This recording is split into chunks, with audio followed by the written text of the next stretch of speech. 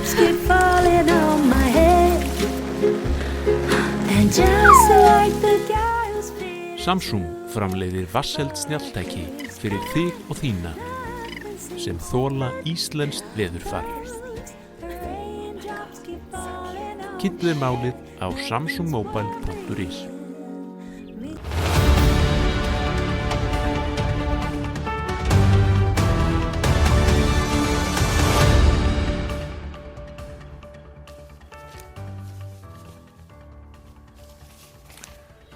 Sæl og blessuð og velkomin í Spursmál, föstudaginn 24. apríl. Í dag eru 22 dagar þar til við göngum að kjörborðinu fyrra sinni á þessu ári og nú eru það sveitarstjórnarkosningarnar.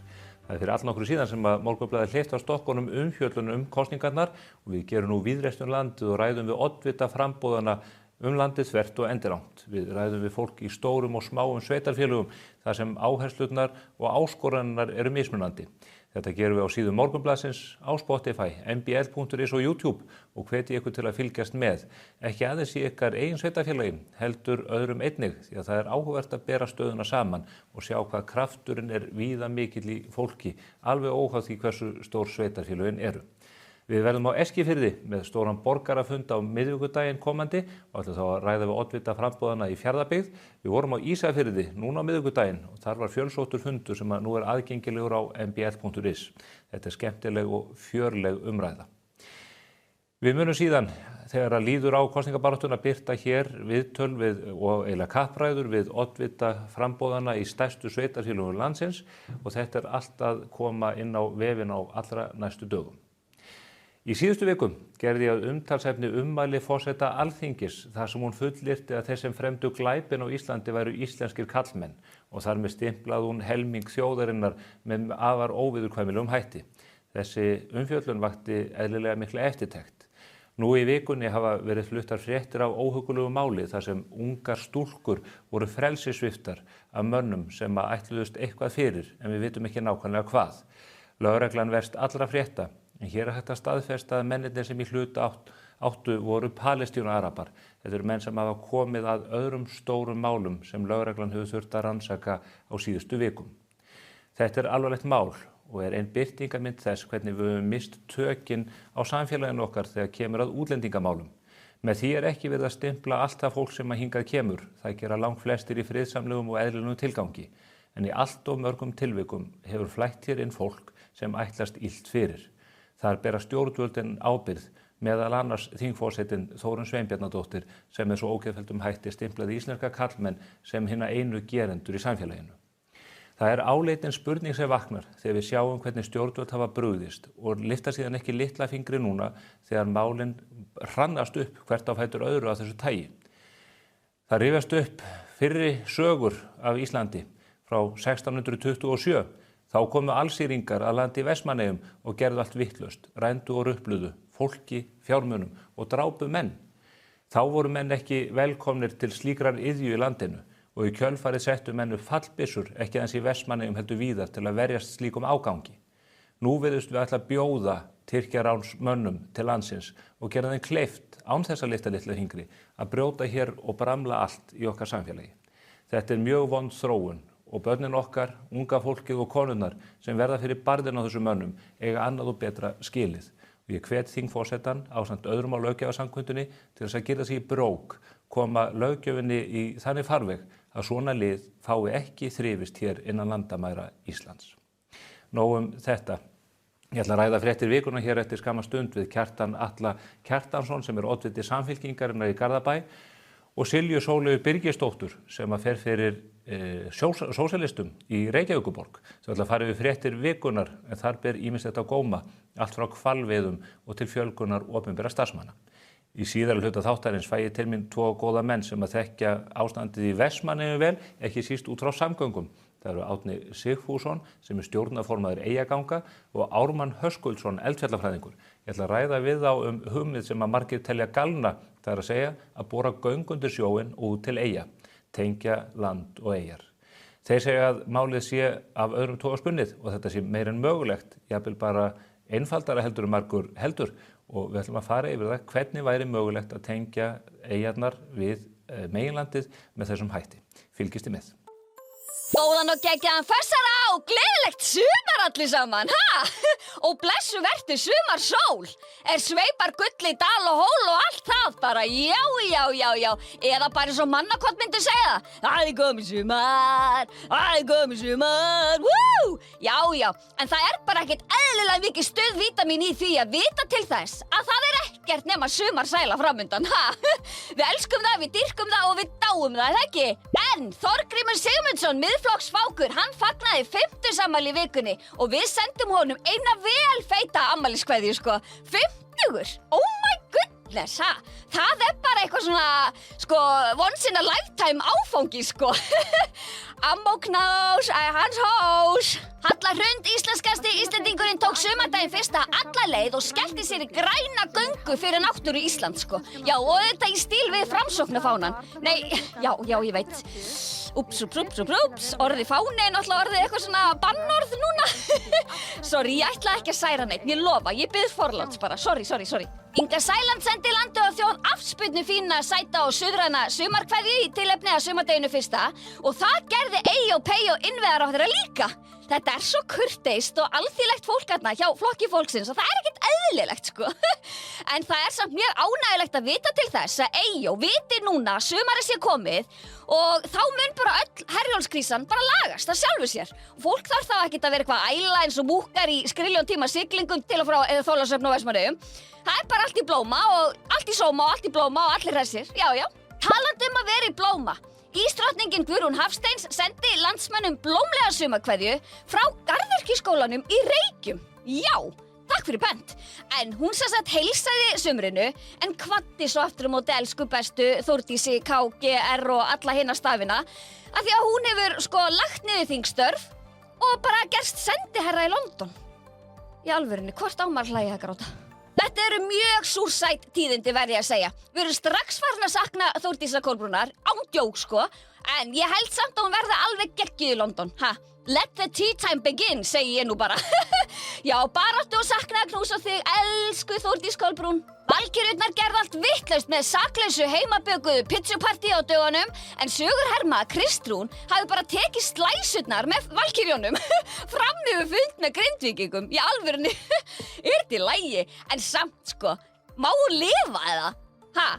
En vonandi var þetta bara good shit pizza í good shit félagsskap og þá ég bara sátt sko. Hann bara á bara að gera það sem mann finnst skemmtilegt. En Þorgerður Katrín, hún skellti sér líka á kajak í þeirri rjómablíðu sem hefur verið hérna síðustu daga og bara blessunarlega lenti hún ekki í sama háskaleiknum og Jón Pétur Símsen.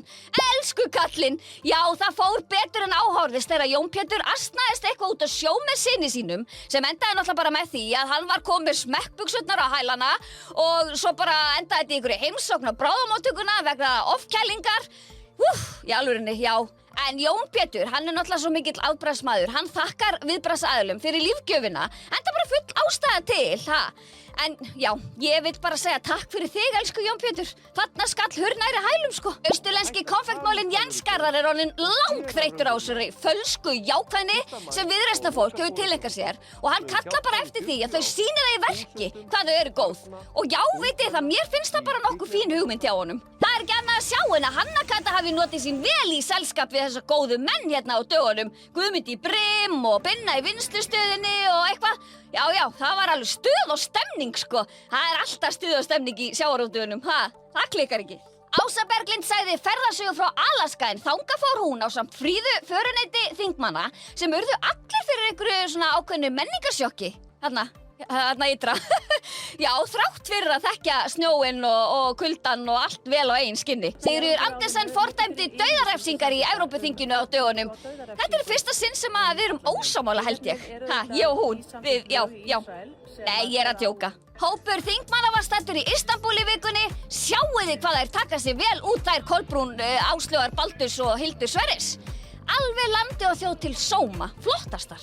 Nanna Gunn var fram á nótt niður á Alþingi, enda voru allir á ömmur þeirra í útlöndum og auðvitað þurfti einhver að sjá þessi blessuðu þingstörf. En fámennt og góðmennt var það, sagði hún.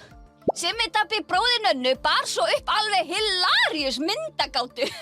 Og já, við ætlum bara að leyfa ykkur að fara inn í helgina með þessa myndagátu, þá hafið allavega eitthvað til að hugsa um. En hvaða torg nú þetta? Já, nú reynir á þessar fáu heilasælur sem eftir eru hjá okkur. Hugsi nú aðeins út fyrir kassan. Ok, bye!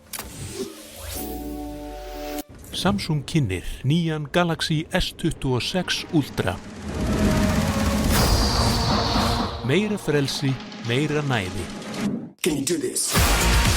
Kynntuð málið á samsungmobile.is. Klæddu bygginguna í stíl með álklæningu frá Límtré Vírnet. Íslensk framleiðsla, nýsköpun og áratuga þekking. Kynntu möguleikana á limtrevírnet.is. Skaðabætur, miskabætur, sárabætur, sjúkrabætur, slysabætur, uslabætur, þjáningabætur. Bótaréttur.is 520 51 00. Vantar þig bílavarahluti? Á Polsen.is finnur þú bílavarahlutina út frá bílnúmeri.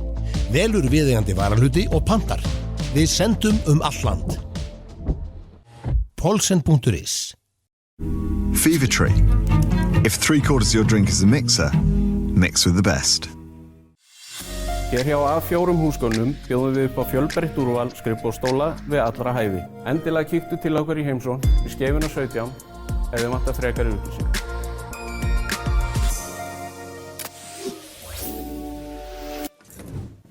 Komið sæl að nýju. Við þökkum Ásthildi Hannesdóttur fyrir hennar frábæru yfirferð. Það ekki lokmollan í pólitíkinni þegar litur á samfélagsmiðlana, en það var reyndar við landið allt. Það styttist óðum í sveitarstjórnarkosningarnar sem að fara fram 16. maí næstkomandi. Ég hef fengið til mín frábæra gesti sem að einmitt taka þátt í þeim harðaslag og að gera það svona nokkurn veginn í fyrsta sinn. Það Silja Sóley Birgisdóttir sem að leiðir sósíalista í Reykjavíkurborg og Kjartan Atli Kjartansson sem að fer fyrir Samfylkinguna í Garðabæ. Velkomin bæði tvö. Takk. Byrja því að óska ykkur gleðileg sumars. Sumarlegur. Já, maður reynir að klæða sig í stíl við ástíðina. Það hefði kannski átt að vera hér bara í Hawaii-skyrtu. Já, það er flott. Ég gat ekki haldið því fram með réttu að þið værið að stíga ykkar allra fyrstu skrif í pólitík, þar sé ekki bæði tvö. Vegna þess að Kjartan, þú átti þér í raun og veru langan pólitískan feril. Já, langan. Þetta hófst árið 2002 á því herrans ári. Ég fór nú í viðtal, ég held að eini miðli sem ég hef farið í viðtal við fyrir þær kosningar hafi einmitt verið Morgunblaðið. Já. Sem sýnir að Morgunblaðið vel á vaktinni þegar kemur að sveitarstjórnmálum. Þá var ég á framboðslista Álftaneshreyfingarinnar og var 18 ára og 2 daga gamall þegar kosningar fóru fram. Þetta er 2002. 2002 og ég ég hef ekki fundið frambjóðanda sem var yngri. Nei. Og það er alveg erfitt að hitti akkurat á 18. árið og svo nálægt kosningum. Það fóru fram 25. maí og ég ámæli 23. maí. Þannig að þetta var, en ég ætla ekki að segja að ég hafi verið mjög virkur. Ég var þarna á listanum og var varamaður í íþrótt- og tómstundanefnd og svona, ég getur sagt að ég hafi fasast út hægt og rólega á þessu starfi en þarna, þetta var í hinu gamla og góða Bessastaðahreppi eða Álftanesi þegar það var sveitafélag. Þetta er áður nefnitt að samningin á sér stað. Já. En það hefur blundað í þér pólitíkus vegna þess að nú hefur tekið ákvörðun að stíga aftur inn á sviðið. Já, ég steig inn, það var nú hinn magnaða Katrín Júlíusdóttir sem hafði samband við mig og við ræddum þetta fram og tilbaka og þetta var bara eins og allir, maður fór út í eitthvað tveld, þetta var komið að máli við mig og mér fannst þetta bara skemmtileg tækifæri. Ég er búinn að þjálfa í bænum, hjá Álftanesi og í Stjörnunni, einhver 20 ár, cirka bát, svona það bil. Körfubolta. Og kennt við Álftanesskóla, var í Álftanesskóla, Garðaskóla og FG en aðalega svona, ég á 2 dætur sem eru uppaldir Garðbæingar og svo finnst manni eins og börnin sem maður kenndi 7 börnum hans. Þannig að maður vil líka svona einhvern veginn koma að því að skipuleggja samfélagið. En eitt er að fara í framboð, annað er að fara í framboð fyrir vinstriflokk í Garðabæ. Einhverjum myndu halda bara það svona stappinari brjálæði. Hvað er eiginlega að þér? Ég var alveg fengið þessa spurningu en svo er þetta bara í sveitarstjórnmálum náttúrulega, finnst mér þetta snúast aðalega bara einhverjar framkvæmda áætlanir og fjárhagsáætlanir, fara vel með það sem til í sveitarstjóði og reyna að hafa gjöldin eins hófleg og hægt þannig að reksturinn beri sig. Þannig ég hugsa vikmörkin ekkert mikil í sveitarstjórnmálunum og þessar línur milli hægri og vinstri eru miklu óskýrari. Fyrir mér er þetta bara gott lið sem var hérna og góð liðsheild sem mér langaði að vera partur af og svona líka út í þetta var nýtt framboð. Samfylkingin var inn í Garðabæjarlistanum, síðast enn 3 kosningar, eða 2 kosningar, hann hafði runni 2014, fyrir 12 árum, var Samfylkingin síðast sjálf. Þannig að við erum svona að móta málefnastarfið, þannig að við komum eiginlega bara með auðatöflu fyrir framan okkur. En það er áhugavert að ég var hérna í síðustu viku með Hlyn Bæringsson fyrir sveitunga minn úr Borgarnesi, þannig að körfuboltinn að gera sig gildandi í pólitíkinni í Garðabæ núna. Já, heldur betur, og þetta er mjög rísandi samfélag. Ég held að séu 700 iðkendur í körfubolta á félögunum tveimur, körfuboltafélögunum tveimur í íþróttafélögunum sem bjóða upp á körfuboltastarf í Garðabænum, þannig að þetta er stórt samfélag. Og svo er Lárus Guðmundsson fyrir miðflokkinn, fyrir atvinnumaður í fótbolta og það er íþróttakempur hérna víða. Almar Guðmundsson liðtækur í hlaupunum alltaf, getur hlaupið bara eins og vindurinn. Hörkustandi. Þannig að þetta er bara gaman og það er, svo er þetta náttúrulega þegar þú kemur og hittir aðra oddvita, við erum búin að taka einn umræðu þátt á Vísi í pallborðinu og þá náttúrulega líka kynnustu fólkinu sem er þarna og sem maður vonandi fara að vinna með og þetta er náttúrulega eins og ég hef sagt, við erum í samstarfið að halda okkur á tánum, það er mjög að vera svona okkar verkefni. Já, kannski ekkit ólíkt íþróttunum. Já. Það er náttúrulega Pétur líka í Reykjavík, hann er líka fyrir íþróttamaður. Já, það er rétt, já, við getum talið. Og Bjarni Guðjónsson í Sjálfstæðisflokknum, og það er íþróttakempur víða. Allt. Hvernig var þinn íþróttaferill, Silja? Ekki svo langur, ég hefði samkvæmistans frekar lengi sem barn, en ég var meira bara í svona sem tómstundastarf, ég var ekki mikið í því að keppa. Ekki atvinnumaður? Ekki atvinnumaður, nei. Nú ert þú hins vegar orðin atvinnumaður í pólitík. Þú ert með BA-próf í sálfræði og hefur starfað sem stuðningsfulltrúi í góðum grunnskóla í Reykjavík. Já. Hvernig atvikast það að ung manneski eins og þú ferð og leiðir heilan flokk inn í svona baráttu? Þú ert 25 ára. Já, ég er 25 ára. Það er raun og veru bara kom til. Ég hef lengi verið með áhuga á pólitík og hef svona fundið fyrir ákveðinu svona vonlega svo uppgjöf varðandi pólitík og sem ung manneskja þá líður mann ofta eins og maður get ekki haft mikil áhrif en ég ákvað bara að byrja að taka þátt og reyna að láta gott á mig leiða. Og það var í raun og veru bara eftir að byrja að taka virkan þátt í flokknum. Ég var bara mjög opinber mínar skoðanir og gagnrýnin og tók mjög virkan þátt og ég fékk miklar hvatningar frá félagsmönnum að setja nafnið mitt í hattinn þegar það kom að uppsetningu og fór bara í gegnum það ferli sem var ansi langt og fékk síðan boð þetta oddvitasæti og ég ákvað bara að taka þeirri áskorun. Ég meina fullt af okkar þekktustu pólitíkur sem byrjuðu ungir. Það var ekki Davíð Oddsson jafn gamall og ég þegar hann steig sín fyrstu skref í borgarpólitíkinni. Heldur betur. Einu munurinn sá að hann hafði starfað á Mogganum. Þú hefur eiginlega þurft að bæta úr því og koma hérna allavega í eitthvað áskol. Það er svo góður skóli. Já. Ég ætla nú ekki að fara að reykja úr ykkur garnirnar varðandi stefnur flokkana, við höfum annan vettvang til þess, en hvernig er þetta hefur töluverð áhrif á líf fólks að stíga þetta skref? Sérstaklega sveitarstjórnarkosningunum. Já, hvernig hefur lífið breyst eftir að þið tókuð þetta að ykkur? Hefur það breyst? Já, svo sannarlega. Þetta er náttúrulega bara mjög mörg fjölbreytt verkefni sem að fylgja því að fara í framboð. Það er búið að vera mjög mikil ánægja að fara á allar þessar poddbarsamræður og fá að kynna sér málið miklu betur og líka að fá að tala við mismunandi hagsmunahópa. Þannig að þetta er búið að vera mjög fræðandi og upplýsandi og bara mjög skemmtilegt. Og dagskráin hefur aldrei verið jafn stútfull og hún er núna. Maður vaknar bara á mótnana og bara, hvað er ég að fara að gera í dag? Nákvæmlega. Og ég tek undir með Silju, maður er að kynna sér kannski mál sem að maður var ekkert mikið að spá í bara í svona amstri hversdagsins. Maður bara einhvern veginn, þú veist, maður bara er í sínu daglega amstri einhvern veginn og svo núna þegar maður þarf að fara að mynda sér skoðanir og alls konar málum og þá þarf maður að vera að kynna sér málum. Maður er að lesa alls konar skýrslur og húsnæðisstefnu og eitthvað svoleiðis sem að endanum verður mjög skemmtilegt verkefni, sko. Já, klárlega. Þetta er gaman, en þetta er þeyting, maður er á þeytingi og það er, en þú þekkir það nú, Stefán, búin að vera að ferðast um landið. Heldur betur. Hvar vilt þú á Sundabrautin líki? Já, nákvæmlega. Þetta er svolítið svona. Já.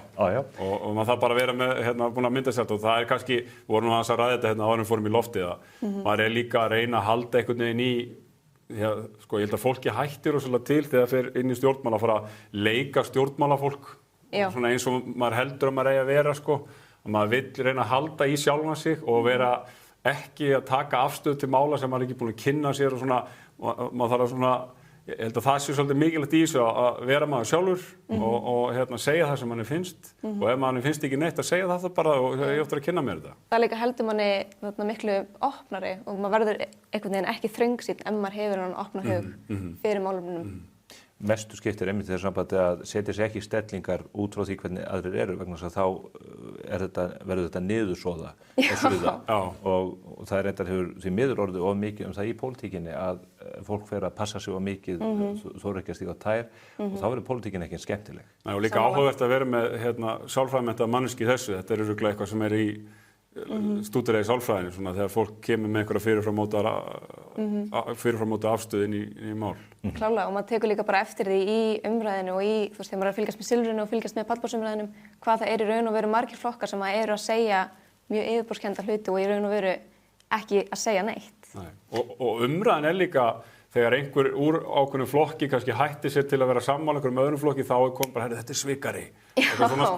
Umræðin er svolítið þar líka bara á samfélagsmiðlum sem að örugglega móta líka afstöðu fólks. Þú veist með þetta, einhverjar átakalínur fyrir fram að þig og svona, þannig að þetta eru áhugaverðir tímar. Umræðan verður yfirborðskennd vegna þess að fjölmiðlarnir eru ekki nógu duglegir við að fylgja eftir og kalla eftir raunverulegum svörum en komast upp með það að þvaðra. En þú ætlar að gera það?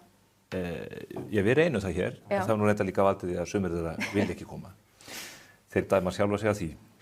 Talandi pólitíkina, fyrsti dagur sumars í gær, við fengið mild og góða tíð síðustu daga, afskaplega fallegt veður á Vestfjörðum, inn í Djúpi og yfir Dynjandisheiðina, get ég vitnað en á síðasta degi vetrar ákváðu valkyrjurnar að baka pitsu saman og það hafði pólitískar afleiðingar. Grindvíkingar eru mjög ósáttir við að Kristrún hafi ekki látið sjá sig á mikilvægum fundi í viðkvæmum aðstæðum. Nú skuluð þið setja ykkur í stellingar fyrir stjórnmálumennin. Hvernig horfir þetta mál við ykkur? Hefði hún ekki þurft að mæta þennan fund? Hún var búin að láta vita með einhverju fyrirvara, hún kæmist ekki, var eitthvað vant í látin og bauðst til að koma síðar. Og ræða við sveitarstjórnina? Já. En er þetta ekki fundur sem að menn þurfa að forgangsraða í þágu íbúana í þessari viðkvæmu stöðu? Sko málið með líka bara forgangsröðun er að það þarf að fara eftir mjög mörgu. Það er náttúrulega bara að það að vera í framboði, þá þarf maður að gera upp á milli og það er margt sem að maður þarf að hafa í huga og það er alveg spurning hvað var mikilvægra en það þarf náttúrulega augljóslega líka að finna smá tíma til þess að, þú veist, njóta líka eigins einkalífs bara til þess að halda sem manni gangandi af því að það er svo ótrúlega mikið og maður vill gera þetta í réttri röð.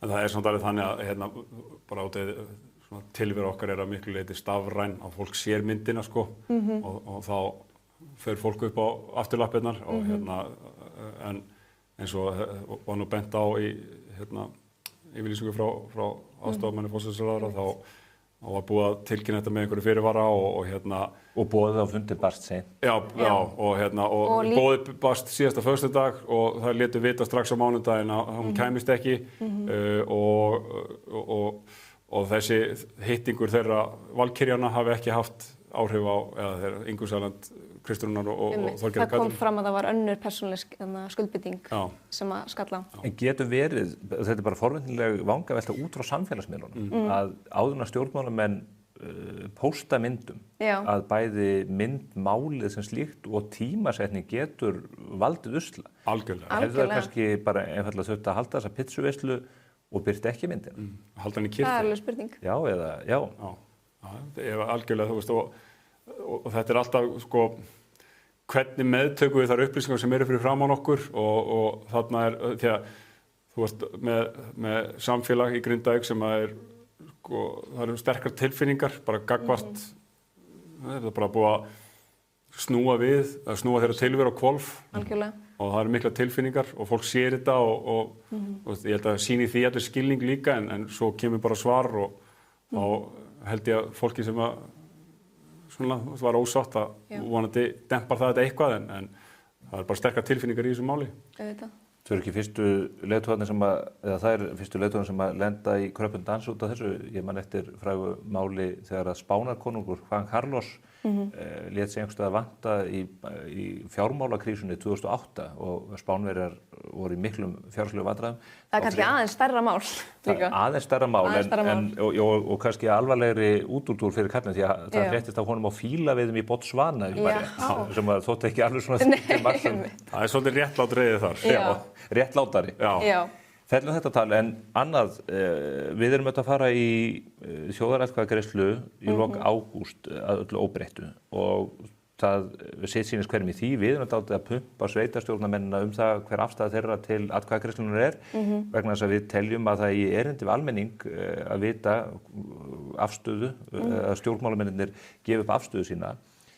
Sveitarstjórnarmenn svara oft og segja, já, þetta blandast ekki inn í sveitarstjórnarmálin, en ég myndi nú halda til dæmis að það 50.000 síður af regluverki sem eigi að þýða í aðildarferlinu eigi að mörgu leyti við málefni sveitarfélagana. Klárlega. Hvernig horfir það mál við ykkur? Sko við í Sósíalistaflokknum, við erum mjög gagnrýnin á þessa aðild inn í ESB, aðalega af því að mjög margt af því sem við viljum ná að framfæri væri mjög erfitt í reglugerð ESB og það varðandi þessar aðildarviðræður mér finnst umræðan vera ekki alveg nóg gegnsæ. Það þegar við förum í aðildarviðræður, þá erum við líka að fara í ákveðið aðlögunarferli. Þannig ferli byrjar strax og við þurfum hvort þið að ná efnahagnum í lag. Þannig það að gangan í ESB ekki bara svona ein lausn sem að leysir þann vanda. Og líka það hefur verið mikið umtal að vernda sjávarútveginn, en við erum með mun fleiri auðlindir á Íslandi sem að ég held að við þurfum að gæta okkar hagsmuna í. Eins og bara vatnið, orkan, jarðhitinn, það eru miklu fleiri auðlindir sem eru mjög mikilvægt, sérstaklega ef það skapast eitthvað svona óöruggt ástand í Evrópu sem að væri mjög eftirsóknarvert að ná í og við þurfum að tryggja þær auðlindir líka. Þess að myndur reyna að kalla eftir því að fá aðgang að þessum auðlindum? Já, með bara markaðsreglum ESB. Það alveg ástæða af hverju það verið að reyna að fá undanþágu í sjávarútveginum. Ef við kjósum 29. ágúst, hvað myndir segja þar? Ég myndi kjósa nei. Ef að þessu verður?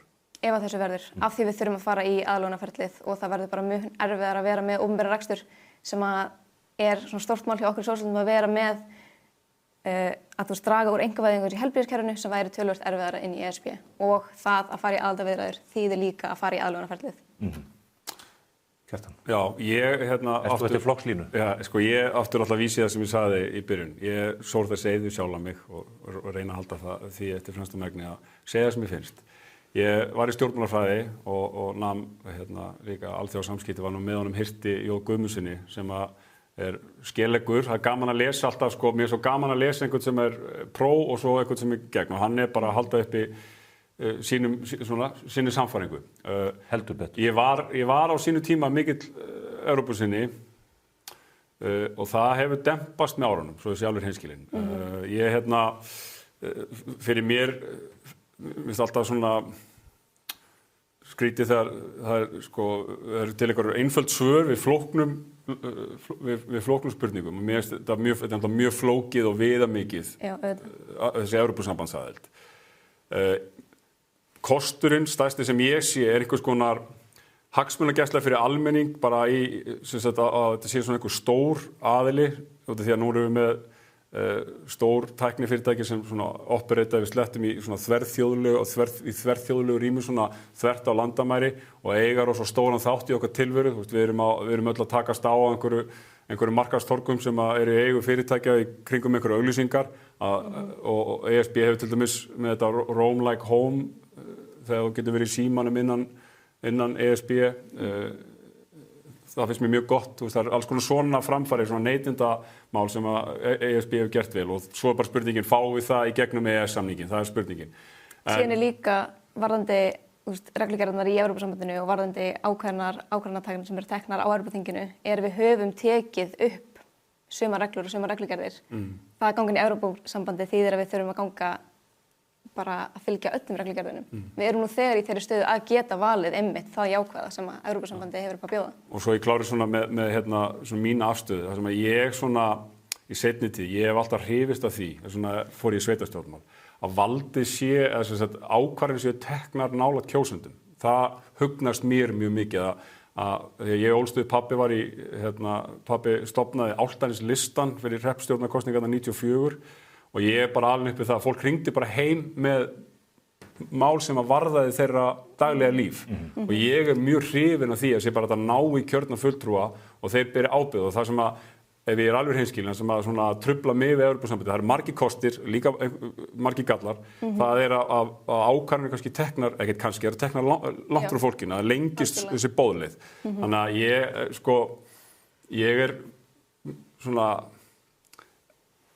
ég er einhvern veginn mitt á milli, er skeptískur við inngöngu eins og staðinu núna og það er alveg klárt með að við þurfum alveg að vera mjög á varbergi en ég er svona bara að halda áfram og kíkja í pakkan er ég svona kannski nær því en er ekki búin að móta mér alveg afstöðu. Ég er mjög nálægt jáinu þar í kosningunum í ágúst svo ég sé alveg hreinn með það. Já, þetta er efnisríkt svar. Já, þetta er ekki bara já eða nei. Nei.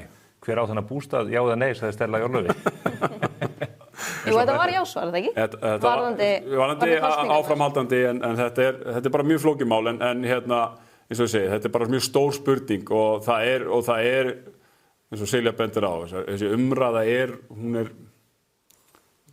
hún er ógegnsæ svolítið, það er á alla bóa, maður sá eins og þessi frétt frá hérna þessar undanþágur, hvað sagði Hjörtur, hann benti á þetta er ekki opt-out, þetta er exemption, hann notaði enskuna. Þetta er ákveðið tungumál. Það er eðlismunur á varanlegum undanþágum og tímabundnum. Já, og svo fer fólk á samfélagsmiðla, sjáðu hér, sjáðu þetta, þannig að þetta er svolítið þarna núna og Sérstaklega varðandi sjávarútvegsmálin, það verður að tala að það er hægt að veita ákveðin sveigjanleika þar og þau viðurkenna líka að reglugerðin varðandi fiskveiðilögin er mjög takmarkandi og þarf að fara í endurbætur. Þannig að það líka var spurning þegar að það er búið að fara í þessar endurbætur, hvort að það muni þá líka yfirfærast yfir á Ísland. Já, það er fiskveiðistjórnunarkerfi, þessar stefnur Evrópusambandsins eru frá 1970, ef ég man þetta rétt, og þar eru orðnar svolítið úreltar, þannig að það er spurning svona hvað áhrif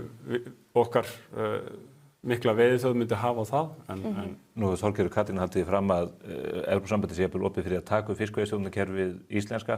Ef svo væri þá væri menn búnir að því í Evrópu. Þetta er ógnarflókið kerfi. Þeir enda sögðu embættismenn í samtali við Financial Times í vikunni að kerfið sé svo flókið að það skilji það enginn.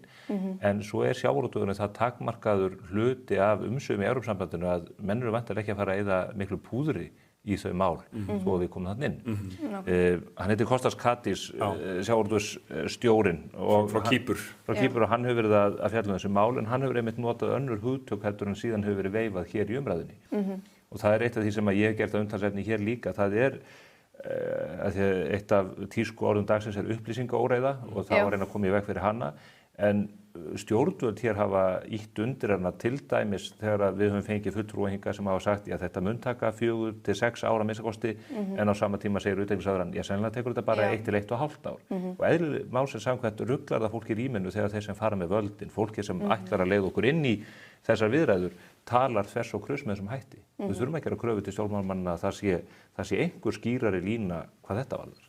Klárlega og líka einmitt varðandi undanþágunar, það er búið að vera gagnrýna að þær eru ekki varanlegar og þau tala þá bara en við fáum undanþágur en það er aldrei staðfest hvað verður varanlegt og hvað verður raun og verið tryggt. Það sé bara mjög mikilvægt að svona fyrsti fasi, svo fyrsta lagi að heldur sé líka mjög mikilvægt að því við erum að fara í einhverjar samningaviðræður ef við ætlum að fara í þar, að við séum bara mjög klár með hver eru okkar samningsmarkmið og líka við séum ekki að gefa of mikið upp við séum líka svona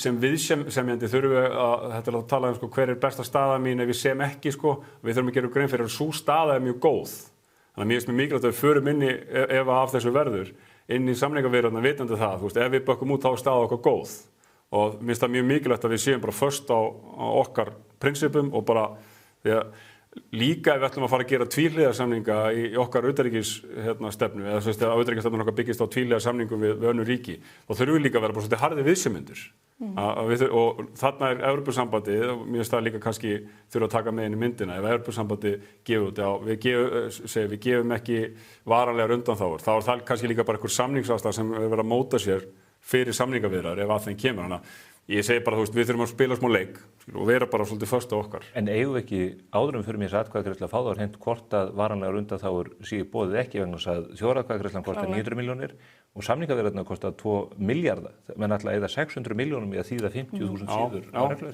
Og síðan líka alltaf bara talað að við séum í svona sterkri samningarstöðu akkurat núna, en við munum ekki vera í góðri samningarstöðu þegar við förum inn í Evrópuþingið, af því við munum bara fá lágmark fjölda fulltrúa. Þannig það er bara spurning hvort að upprunalegi samningurinn verður góður, en þetta verður miklu verri staða til lengri tíma ef við göngum inn í Evrópusambandið. Ég er svona opnari fyrir þessu en þið, en ég heyri alveg hvað ég segi. Sko. Ég er alveg hlutlaus í þessu. Þú ræddir einkavæðingu eða einkarekstur í heilbrigðisþjónustu sem að þið sósíalistar eru á móti. Eina fréttum vikunar varðar fjölgun opinberra starfsmanna. Við erum að enda bara, það virðist vera að Ísland sé að enda sem bara einn opinber vinnustaður vegna þess að í febrúar síðastliðnum sjáum við að á einu ári hafði opinberu starfsmenn fjölgað ríflega 1200 á meðan að störfum á einkamarkaði hafði fækkað ríflega 900. Þannig að það er að verða mikið misgengi í þróun vinnumarkaðins. Er þetta eitthvað sem að þið fagnið þá í ljósi þessarar stefnu? Þú veist, það er ákveðin einföldun að tala bara með hversu margir opinberir starfsmenn á móti í almenna markaðinum. Þetta er líka spurning hvað er verið að setja í verkefnin. Ef að það er verið að reka í opinbera kerfi vel, þá held ég að það væri ekki jafn mikil gagnrýni ef þetta væri að hagnast almenningi. Ég held að almenningur hafi ekki upplifað það að þjónustan við sig hafi batnað í febrúar síðastliðnum frá febrúar 2025. Já, það er náttúrulega líka bara spurning hvaða stöður inn í opinbera kerfa er verið að fjölga í það mesta. Þú veist, það er augljóslega ekki af fólkinu í gólfinu, fólki sem vinnur á gólfinu í heilbrigðiskerfinu, af fólki sem vinnur í skólunum. Þannig að það er spurning líka hvers konar opinberir starfsmenn það eru. Daði Már talaði að þetta væri mest á sveitarstjórnarstiginu og það sem að maður svona, þessi hræðir mann mest eða sem að maður svona fær mann aðeins til þess að stíga bremsuna þarna þegar maður lesir þetta og heyrir þessar tölur er að þetta er rauninni fjölgun opinberra starfsmanna á kostnað einkageirans og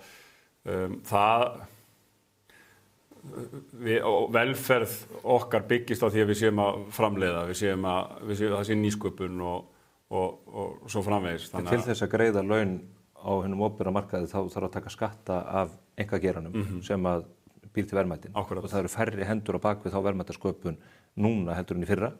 Og stærri hópur sem þarf að greiða laun á vettvangi hins opinbera. Og mikið á sveitarstjórnarstiginu eins og Daði kom að og þar er mjög, þeim sveitarfélögum er þröngt niðinn stakkur, þannig að það er ekki mikið féð þar til skiptana og ég tek nú undir með Silja að allt overhead eða yfirbygging í sérstaklega á sveitarstjórnarstiginu eiga að vera eins lág og hægt er svo að peningarnir skilir sér í grunnþjónustuna, þannig að maður er alveg svona. Það þarf maður að fá eitthvað niðurbrot á hvernig störfin er og það, en bara svona, þetta er það sem grípur mig svona við fyrsta lestur. Ég held sem öll sammála að við viljum ekki vera með gífurlega mikið af milliliðum inn í kerfinu. Við viljum að kerfið sé að virka bara skilvirkt. Er það eitthvað sem að þú sér fyrir þér að beita þig fyrir hjá Reykjavíkurborg? Það nú stundum verið hent gaman að því þegar hafa haldið stjórnendadaginn í Hörpu og þá hafi tekið hópmynd í stóra steganum og hann beinlínis svignað undan stjórnendum. Eru tækifæri til þess að draga úr þessari yfirbyggingu? Það er bara spurning þegar að því kemur, en við erum alveg opin fyrir því að fara í endurskoðun af því að við viljum að kerfið sé bara virka vel fyrir alla. Það er ekki að virka núna? Nei, það er mjög margt sem er óskilvirkt í kerfinu og mikið af því er líka bara í þessum útboðsferlum. Það er líka mjög mikill mannauður sem fer þangað í staðinn fyrir að veita bara þjónustuna. Þá ertu að meina það sem einkafyrirtæki koma því að sinna þjónustu fyrir hönd borgarinnar? Já, hluta til, já. Annað mál sem að skiptir fólki í hópa, það eru hvalveiðar. Kristján Loftsson, hann er að brýna skuttlana og gera skipin klár fyrir langreyðaveiðar. Það eru fleiri fyrirtæki sem að stefna því að skjóta hrefnur í sumar. Veiðiráðgjöfin er að nokkru leyti lækkuð eða talsvert, en við gætum séð fram á það að það verði nokkur hundruð skepnur skotnar hér við Íslandsstrendur í sumar. Já, hvað er þetta ekki? 150 í langreyðinni, en það er aðeins fleiri í hrefnunni. Hvernig borðið þið hvalkjöt? Ég borða ekki hvalkjöt og líka bara örugglega sem barn á einhverju svona þorra þorrablóti, myndi ég halda sko. Svakalega gott kjöt. Já, ég ekki, þú veist, ég smakkaði líka, já, algjörlega, en maður þetta svona, acquired taste, hvað íslenskan yfir það? Hvað myndi Málfríður segja? Já, það já, svona, já. En ég vantar kannski bara, vantar þetta í íslenskuna, eitthvað sem, veistu, svona bragð sem að venst og þú ert að læra að kunna meta. En roastbeef búið til úr langreið bara einn besta steik sem hægt að komast í, með remulaði og steiktum lauk. En ég allavega á móti hvalveiðum. Mér finnst þetta bara vera, þetta bara ómannúðlegt og það í raun og veru ekki mikil þörf fyrir þetta og hvalir spila rosalega mikilvægt hlutverk í bara lífríki sjávar og í að ná loftslagsmarkmiðum. Þannig þetta er ekki það stór hluti af íslenska matamenningu, þannig mér finnst það þessi virði. En þú Kjartan? Ég er þetta að skjóta þá? Ég er ekki með mjög sterka afstöðu þessu máli, svo ég segi það. Ég er nú bara þannig að maður er einhvern veginn svona hólfar alltaf í sitt og ég er búinn að vera gegnum tíðina þá ég hef ekki svona einhvern veginn sökt mér onni í þetta. Þannig ég er ekki með sterka skoðun á þessu en eins og ég skil þetta þá er þetta fagfólk, þetta er ráðgjöf fagfólks, eða ekki, sem að þetta byggir svolítið á. Þannig að það eru sterkar tilfinningar í þessu og ég sá þetta komist fólki óvart. Það var einhver umræða sá ég að þessar veiðar myndi ekki bera og svona en Kristján Loftsson metur það sem svo og þetta er innan lagarammans. En talandi um lífríkið og náttúruna, við þurfum að leita jafnvægis þar. Maðurinn er að veiða úr ýmsum stofnum og við erum í kapphlaupi við hvalina þetta æti í hafinu. Það er talað að langreyðurinn hafi aldrei verið jafn sterkur, stofninn jafn sterkur og nú frá því að mælingar hófust. Við heyrum að hnúfubak hringinn í kringu landið. Ég talaði við skipstjóra sem var að sigla inn Eyjafjörð og þegar hann kom að Hrísey þá hafði hann talið 100 hnúfubaka bara inn í firðinum. Þeir sem er að sækja sjóinn segja að þessi dýr séu að éta gríðarlegt magn af öðrum fisktegundum og öðrum dýrum neðar í fæðukeðjunni. Þurfum ekki að grisja þennan stofn eins og aðra? Nei, ég myndi ekki segja það. Hvalir spila líka mjög mikilvægt hlutverk í bara kolefnisbindingu. Þau binda á við 1500 tré og Hvernig gera þeir það? Hvernig gera þeir það? Já. Ég er nú ekki þannig sérfræðingur en þetta eru bara upplýsingum sem ég fekk frá bara náttúruverndarsamtökum. Já. Og ég treysti þeim. Já. Það er flott að sjá hvort að Kristjáni verði að ósinni. Hann hefur stundað þetta eins og faðir hans áður í miklu mæli og mikið líf sem færist yfir Hvalfjörðinn þegar það er. En þetta hefur svo sem ekki alltaf orðið veruleika þó að það hefur verið gefin út ráðgjöf. Við höfum eftir að sjá hvort að hvernig pólitíkin bregst við. Já. Það er ekki verið að setja frumvarp að banna hvalveiði núna í haust. Jú, þeir eru að stefna því. Innan við mánuður núna í kosningarnar. Já. Hverju spáir í borginni? Ég spái við náum allavega manni inn, sko. Já. Vinstri er dálítið splundrað, þetta hefur verið dálítið erfið fæðing með Vinstri græna og Sönnu Magdalenu og Sósíaldemókrataflokkinn. Eru það að gera ykkur óleik með því hvernig úr þessu spilast eða heldur þetta eftir að koma vel út fyrir ykkur? Ég held að þetta mun alveg koma vel út. Ég held að þetta er líka bara spurning sýnileika. Við hefum fengið mjög góðar móttökur, sérstaklega eftir silfrið og bara síðustu vikum og ég býst alveg við að sjá viðsnúning í skoðanakönnunum. Heldur að það verði myndaður meirihluti í Garðabæ? Mér hefði Slínur eiga sér draum um það. Að mynda meirihluta? Já, það verði ekki hreinn meirihluti eins flokks, heldur að menn þurfi að fara í samsteypu vinnu. Það er mjög stór spurning. Sko. Þetta er náttúrulega þannig, nú eru 6 framboð, hvað er mörg í Reykjavík? 11. Mjög mörg. Það sem gerist eins og þegar með eins og síðast voru held í 5, að þegar frambóðinu fjölgar þá fjölgar líka döðum atkvæðum. Já, dreifingin verður meiri. Dreifingin verður öðruvísi og eins og núna Sjálfstæðisflokkurinn fékk 49,5% eitthvað svoleiðis, það var allavega undir 50% í síðustu kosningu, en fengur 7 af 11. Það er þessi úthlutunarregla DeHont sem að gerir þetta verkum að svona stærri frambóðin þau græða á þessu. Þannig að það er alls konar svona stóra breytur sem eru þarna sem að maður bara eftir að fá svar við og það eru lítið af skoðanakönnunum í Garðabænum, þannig að ég held að við munum bara renna svolítið blint í sjón með þetta. Nýjasta Gallup-könnunin sem ég sá þetta segir að Sjálfstæðisflokkurinn sem ég 60%, þannig að þið þurfið að fara að hlaupa hratt, reyma okkur körfuboltaskóna þeir. Já, það er bara heldur betur þannig að fara að stíga út og fara í frákvastabaráttuna. Þetta verður mjög spennandi. Silja Sóley og Kjartan Atli, þakka kærlega fyrir komuna. Ég óska ykkur góðs gengis í baráttunni framöndan. Það gaman að fylgjast með ykkur á þessum fyrstu metrum ykkar í baráttunni. Takk hérlega.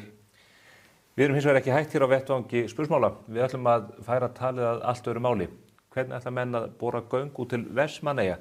Það yfirleitt mögulegt verandi eldfjallaeyja, ekki aðeins Ísland heldur Vestmannaeyja eins og við þekkjum frá árinu 1973. Ég ætla að fá hingað 2 góða gesti sem að gjörþekkja þessi mál, bæði út frá vísindunum, pólitíkinni og peningunum. Fylgist þið með.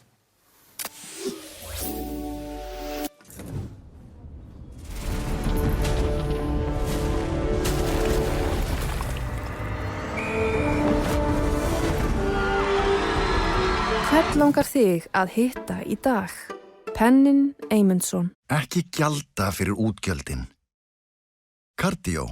Einfaldari útgjöld.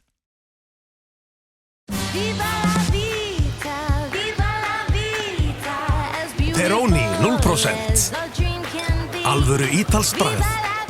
Oni Konta öflugt bókhaldskerfi í skýinu.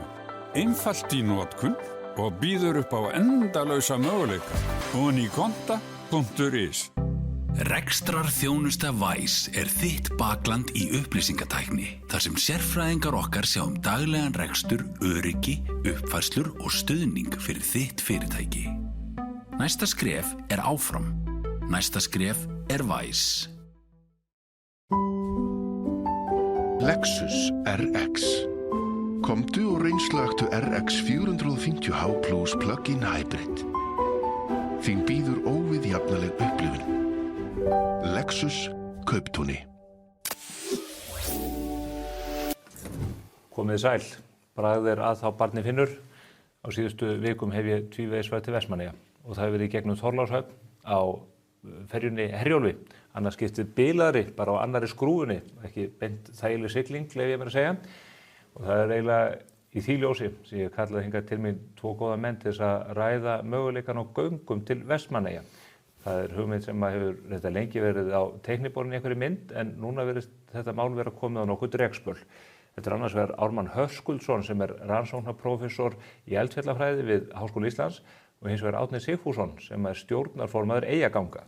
Ég ætla hér í upphafi máls míns að benda ykkur á það að Árni átti alls ekki verið þessu viðtali, heldur Haraldur Pálsson framkvæmdastjóri félagsins, en vegna þess að Landeyjahöfn lokuð, þá var ekki hægt að fá hann hér í viðtal á réttum tíma. Velkomin báðu tveir. Já, takk fyrir. Kjarnar þetta ekki bara stöðra? Ég reyna að bæta upp fyrir þetta eins og hægt sko, en já, þú ert meira velkomin. Ég var að nefna 79 dagar núna fara að verða, sem ekki hefur verið hægt að fara í Landeyjahöfn á þessu ári. Ég held að hún hafi verið byggð upp þannig að það mætti búast við 10 dögum sem ekki yrði opið á ári. Svo á ári og gleðilegt sumar, það er ekki, þetta fer nú að koma vonandi, en svo veturinn eftir, þannig að þetta alveg gríðarleg vonbrigði og erfitt að eiga við. Landeyjahöfn hefur verið til vandræða alveg frá upphafi, þó að hún hafi auðvitað opnað ákveðna leið. Nú verið að bíða eftir straummælingum og öðru frá danskri stofnun og búist við að það þurfa að fara í milljarða framkvæmdir við höfnina. Menn að dæla sandið þarna fyrir 800 milljónir sem að skóla strax upp í höfnina aftur. Jú. Þetta ófremdarástand. Þetta ófremdarástand og samt ríkið að leggja 2 milljarða í allt í þetta á ári og svona staðan. Þannig að það og ef eitthvað á að gera þá þarf að leggja mun meira. Förum aðeins yfir stöðuna eins og hún blasir okkur núna.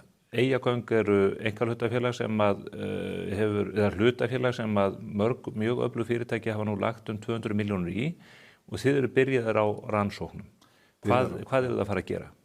Þetta eru 4 þættar rannsóknir. Ármann þekkir þetta náttúrulega allt ennþá betur en þetta snýst það að við annars vegar gerum borholu í Eyjum, segjum hún sé hér og síðan borhola upp í Landeyjasandi, rétt hjá Krossi eða í Gularárslandi, í fjörunni og þegar að menn hafa farið 300 metra niður sem eru svona kjarnaboranir þá hægt að mæla og skoða betur lögin og með hvaða hætti jarðlögin eru og síðan þriðja gerðin, það svo kallað sparkermæli sem með svona hljóðbylgju kast og endurkast á hafi og það til búnaður sem á að vera að koma til Íslands sem gerir þetta og mælir þetta og þá geta menn nánast bara lesið undir borðið og séð hvernig þessi jarðlög eru. Verður þetta allt gert í sumar? Þetta á að gerast í sumar og haust. Vonandi í sumar af því það er náttúrulega erfitt að fara með skipi nema í hérna á réttum ástíma. En síðan er fjórði þátturinn sem er hérna seismic mæling sem er mikið dýrari, kostar svona 350 milljónir. Við reyndar sko, þegar maður horfir alltaf í sandinn sko, þar sem er verið að moka eins og moka út úr myrkri út úr húsi sko. Að þá er það 800 í húfum inn í bæinn. Já, eða það sko. Að þá þegar 800 milljónir þar að þá finnst manni kannski 350 ekki vera mikið, en það er þessi stóra rannsókn sem þarf mikinn vanda til og þá held ég að menn séu búin að lesa þetta til þess að geta sagt, Ármann segir og allir sko sem hafa þekking á, þetta er allt hægt, það er hægt að gera þetta, spurningin er bara hvað það kostar og þegar að búið að vinna þessar vönduðu rannsóknir þá getum við lagt mat á hver áætluðu kostnaður og hvort að verkefni stendur þá undir sér og það er reyndar alltaf mjög jákvæðar tölur sem við erum að sjá af því að ferðaþjónustan hefur stóraukist. Förum aðeins yfir tölurnar eftir en Ármann, nú fara þeir í þessar boranir og þessar mælingar. Við hverju býstu? Ég reikna, hugmyndin, já, það sem liggur á bakvið að gera rannsóknar er að koma stað í hvurslags jarðlög. Við ætlum að fara í gegnum. Það er að koma stað í hversu mikið lekt er í þeim, hvernig er henni haga, hvar er hún og allt það. Því að þegar mann byrja að hanna síðan göngin, þá gera mann ráð fyrir þessu öllu. Það er, staðreyndin náttúrulega svo að það er það er hægt að búa til göng á milli lands og eyja, það er ekki spurning. Spurningin er hvað kostar það mikið. Og við á Íslandi höfum verið svolítið gjörn á því að fara hratt í þetta þegar við erum að gera þetta. Við þekkjum öll Vaðlaheiðargöng sem að menn lenda í svona óheppilegum atvikum þegar fara í Heitavatnssvæðinu og fleira. Og þetta er eiginlega það sem við viljum koma í veg fyrir. Því að við vitum það að við getum alveg með seismikinni og með kjarnahólunum þá fáum við niður, fyrst og fremst niðurstur úr því eins og út í eyjum.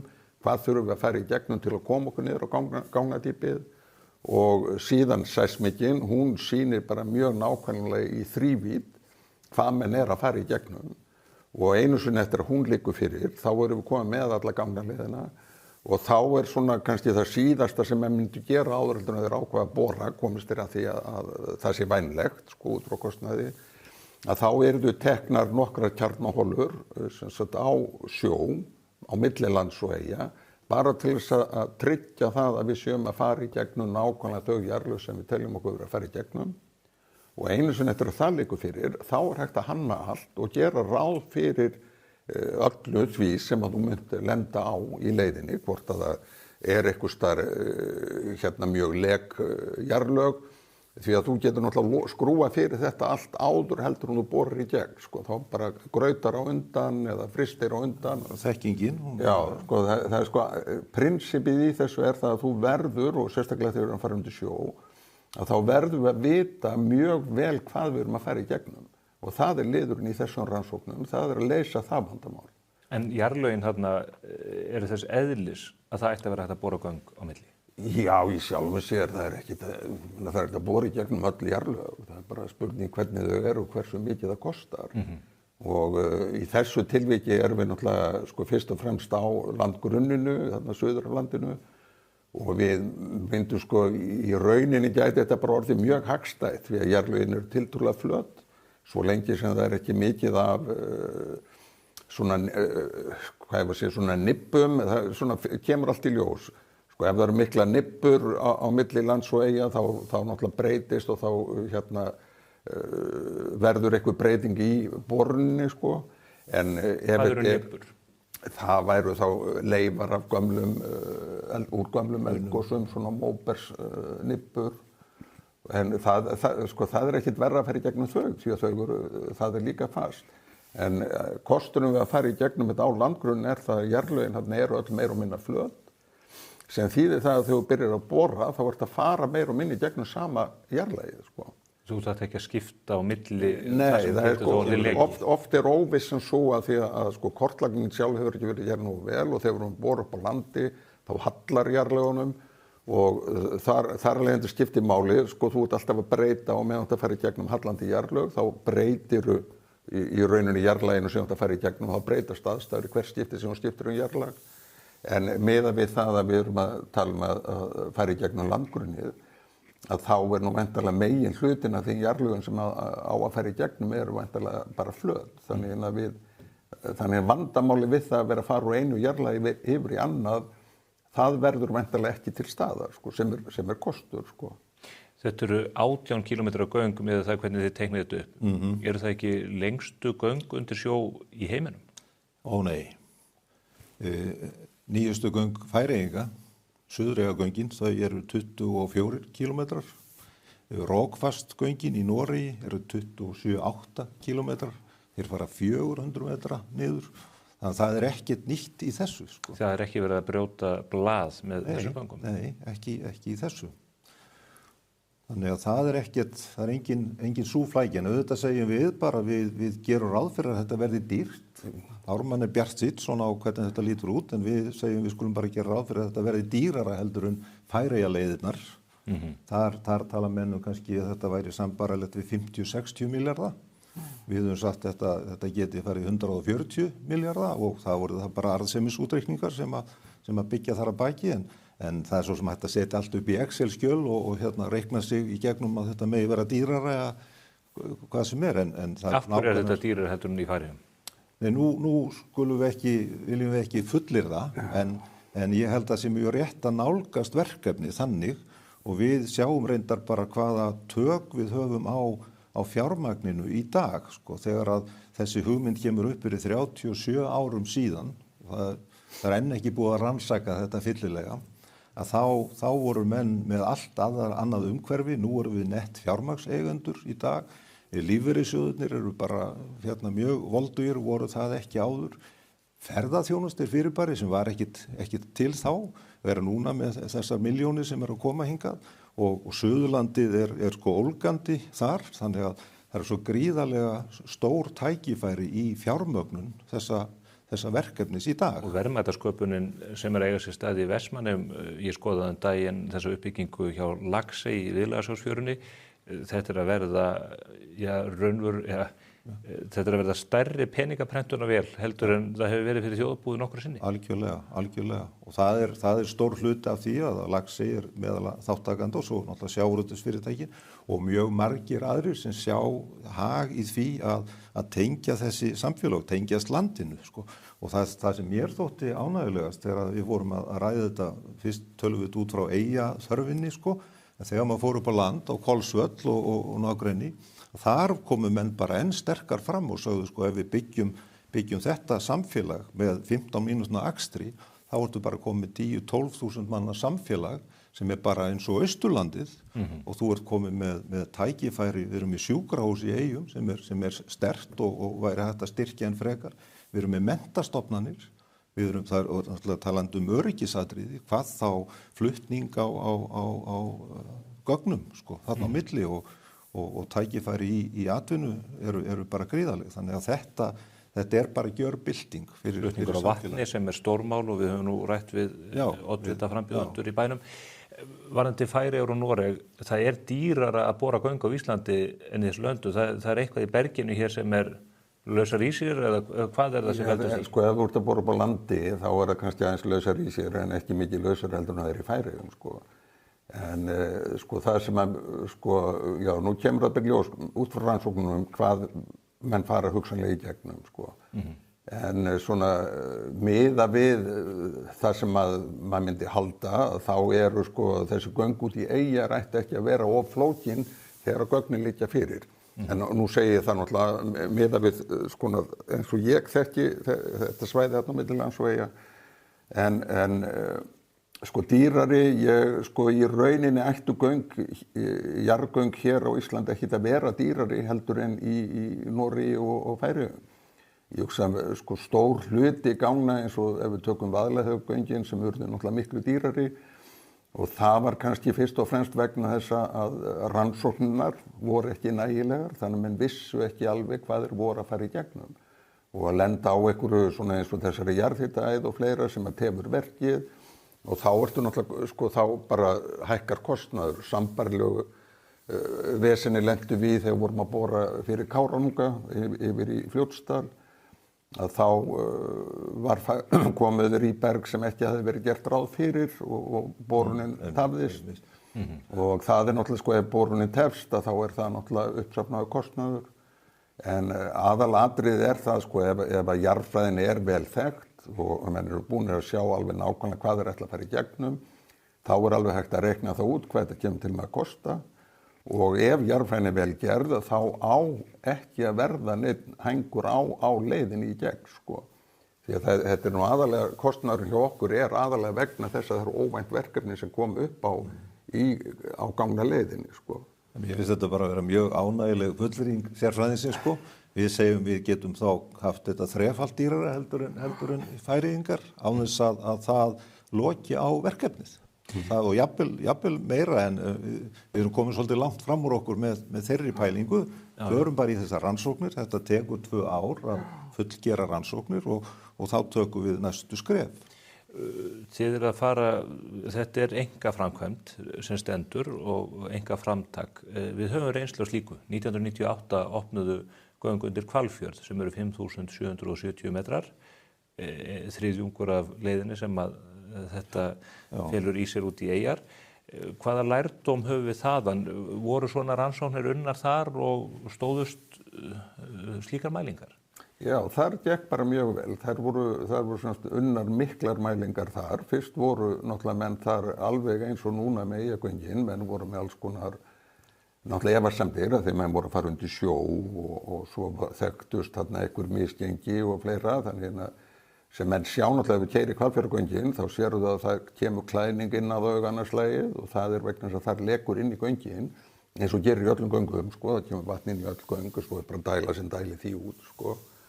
En þar tókst bara mjög vel vegna þess að rannsóknina voru mjög vandaðar. Það var sko í svona framkvæmd, ok, við erum kannski að tala það að þetta kosti 150 milljarða eða 50 milljarða, að þá skiptir undirbúningurinn höfuðmáli.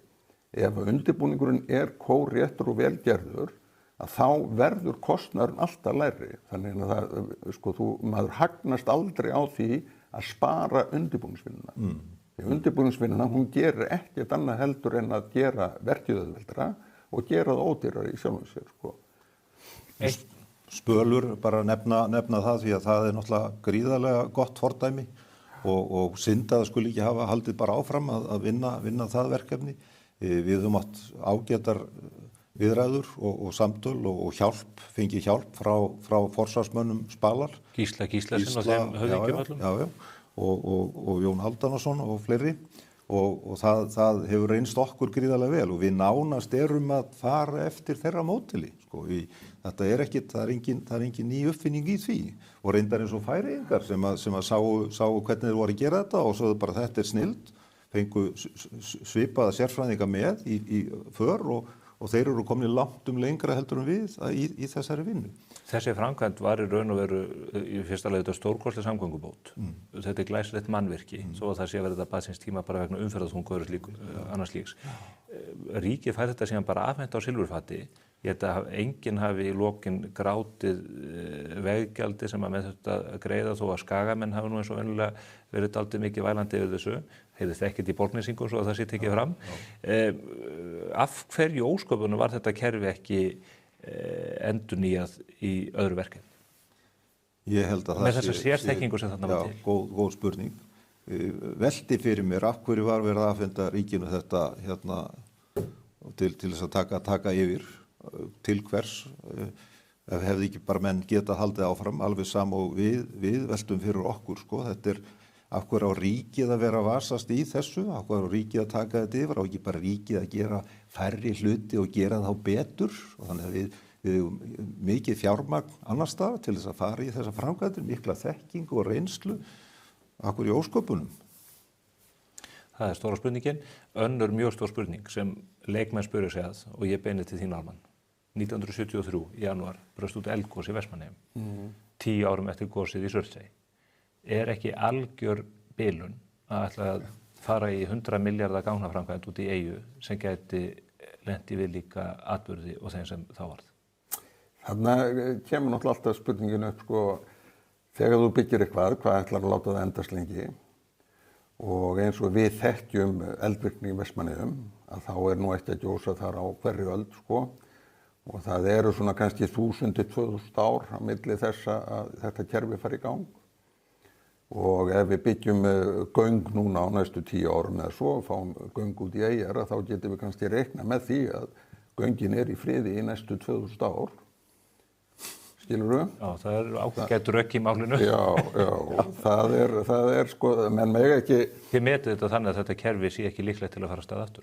Nei, alls ekki, það er alls ekki líklegt til þess. Það er sko bara það sem við þekkjum úr þeim rannsóknum sem ég hef verið að gera þar, að þá eru þetta, við sjáum það í sem sagt svona kjarnasniðum sem við höfum tekið, og þá sjáum við að þetta að kerfi fer í gang á þetta 1000 til 2000 ára fresti.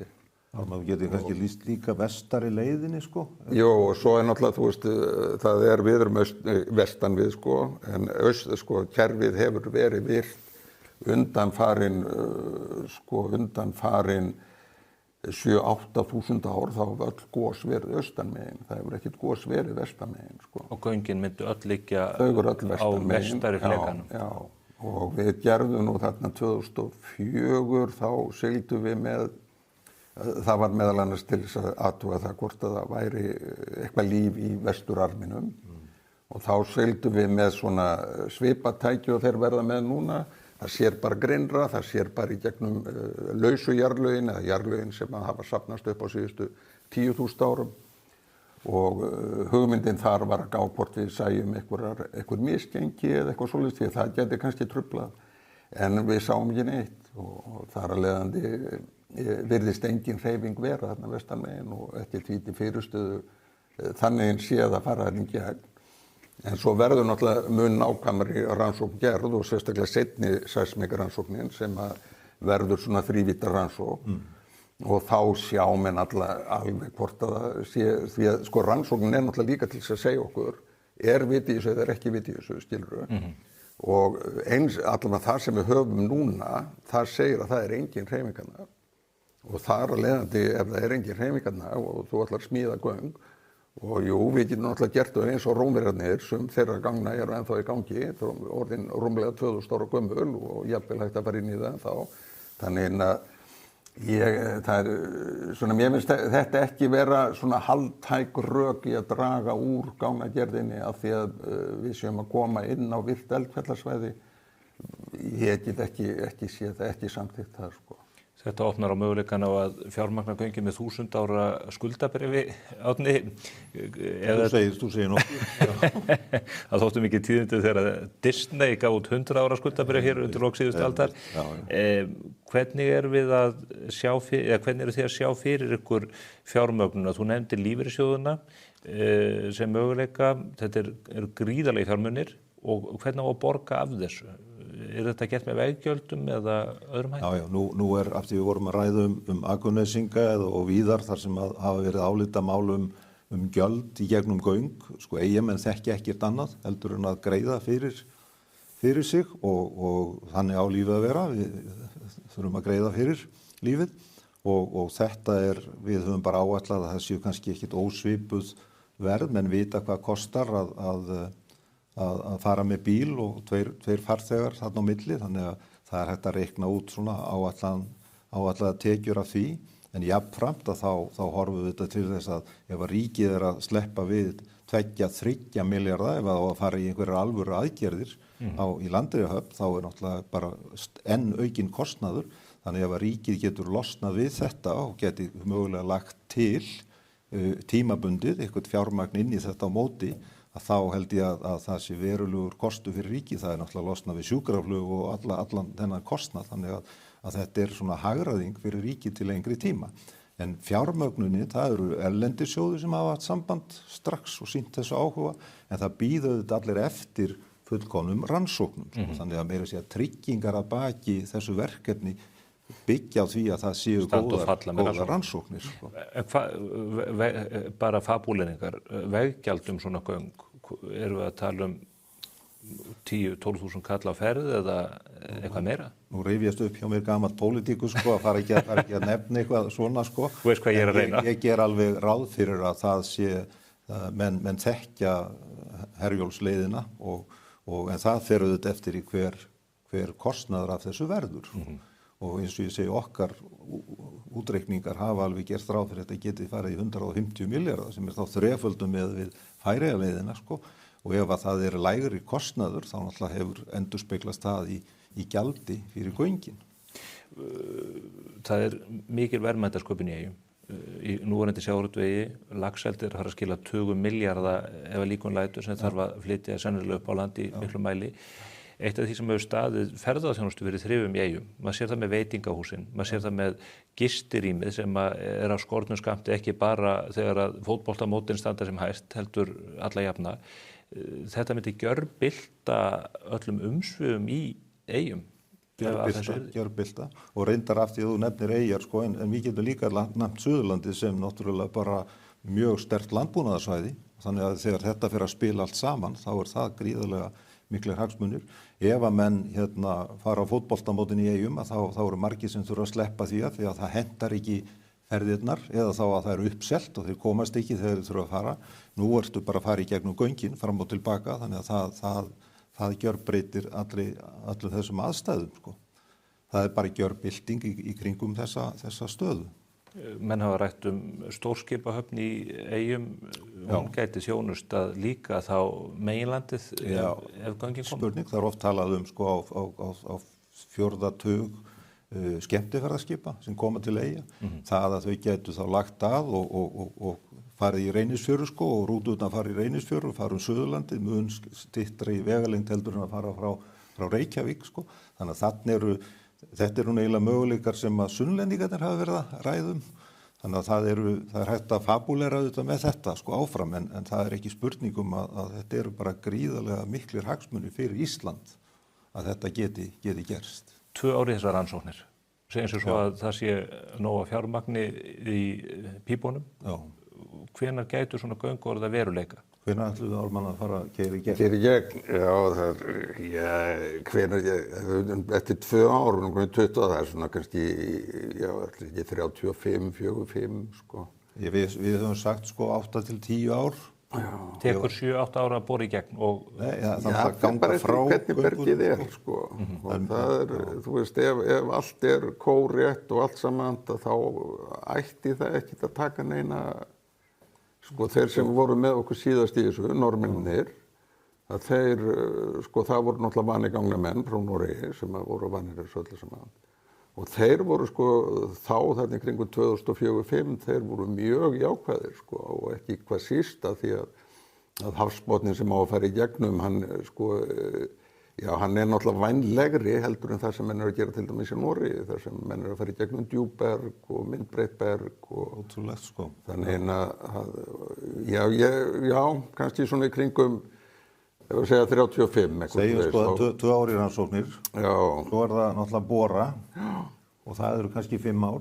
Já, kannski. En síðan ertu með sko allan frágang og öryggisatrið og allt sem þarf að gera, þannig að ég var búinn að lofa einhverjum sko á áttaræðisamælinu sko. Eftir 10 ár þá sé alveg klárt sko. Og ég tek einhverja með í Öskubakka.